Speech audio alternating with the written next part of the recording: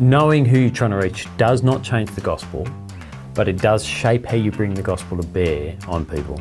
The purpose in building your plant with this shape is not to exclude some, and I keep saying not to exclude people, but to acknowledge that you have finite resources and you need to use them wisely under God.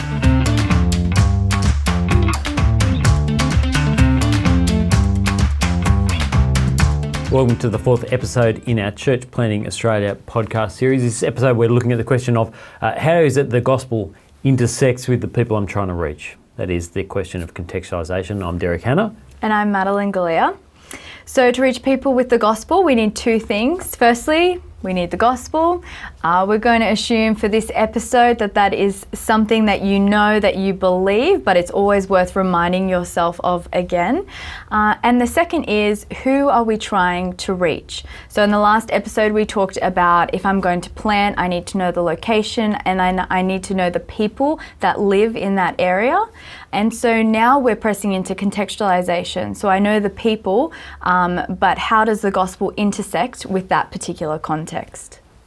Yeah, and the considerations here are around really the outflowing of this are things that we talk about around the poetry and the plumbing for your church. So that is how you speak about the poetry, how you speak about how you vision cast, what you're doing, and the plumbing, the structures, the systems that support that dream in that. And the poetry and plumbing, they all flow from these questions around contextualisation. The gospel is unchanging. And so that's not going to change, but the way in which it connects with and speaks to and dissects and intersects with the culture and the people that we're in, that will vary. Yeah. Tim Keller puts it this way: giving people the Bible's answers, which they may not all want to hear, to questions about life that people in their particular time and place are asking, in language and forms they can comprehend, and through appeals and arguments with force they can feel, even if they reject them. It's a great quote. It's an excellent quote from Center Church, which is a brilliant book. And he's particularly pushing into preaching there, although as you read Center Church, you see it flows into every area. As he's pushing into there, contextualisation is about holding firm to God's teaching and God's word while clearing all non-gospel roadblocks so that people can come to know Jesus. And so it does shape into and it does bleed into our language and our gatherings and our teaching and our systems. Everything we do will be run through the lens of the gospel and applied to the context that we're in and the people we're trying to reach. And one of the key exercises that we get people to do as they're thinking through their church plant is building a persona of the typical person that this church plant might reach in this area. And as you're considering your plan moving forward, you are thinking into areas such as geography and lifestyle and idols in that area and gospel receptivity, their worldview and their neighbourhood concerns. And as you're answering those questions, you're going to come to realise that there is a particular body of thinking and way of approaching the world in the area you're planting. It may even be that you come to realise there's a particular subculture that we are best suited to reach with in this broader community, that we're better positioned to share the gospel with. And so while the prayer and while the way in which we function as a community will be that anyone who walks in the door, we will love and care for and share the gospel with anyone who comes to us. We do recognise that we have limited resources. And so in order to shape our ministry and to present the gospel in a way that connects, we need to be deliberate about how we do what we do with the resources we have. So building a persona and a picture of who it is that is our audience, our target persona, that is a really helpful thing to drill into the gospel. And we'll, if you look around some of the show notes, you'll find some links. We'll give you some examples of what that might look like, but it is an important thing to do. Our hope is that you're finding the Church Planting Australia podcast helpful and challenging and spurring you to think about how you could reach Australia through church planting. You can download all these resources and more in video form, on podcast apps, or on an ebook by going to genevapush.com/plantingaustralia. Now we're going to hear from a few planters as they begin to identify and articulate the people that they're trying to reach.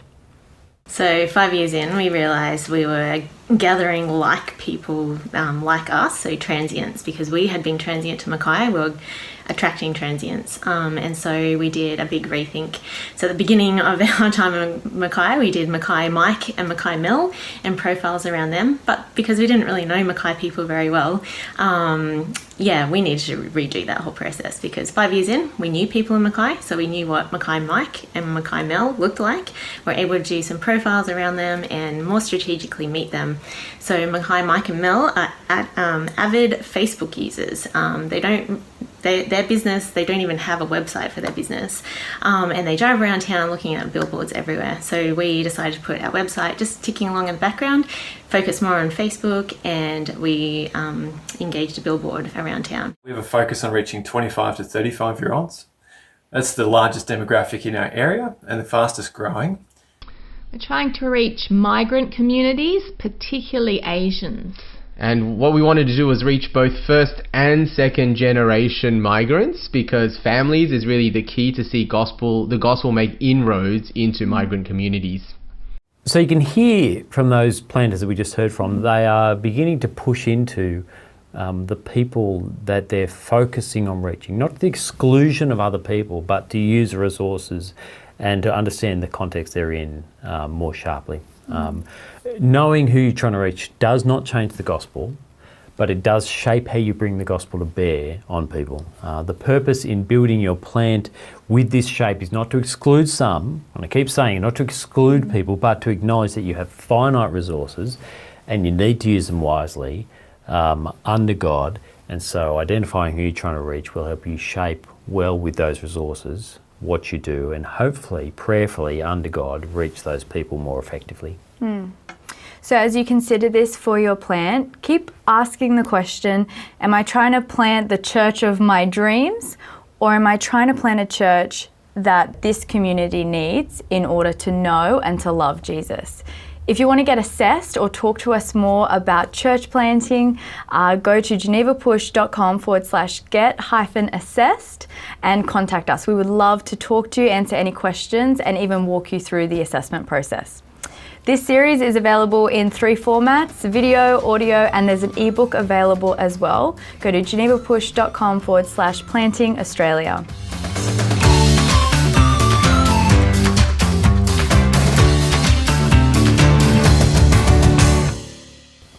Welcome to the 4th podcast in the Church Planting Australia podcast series. This, what?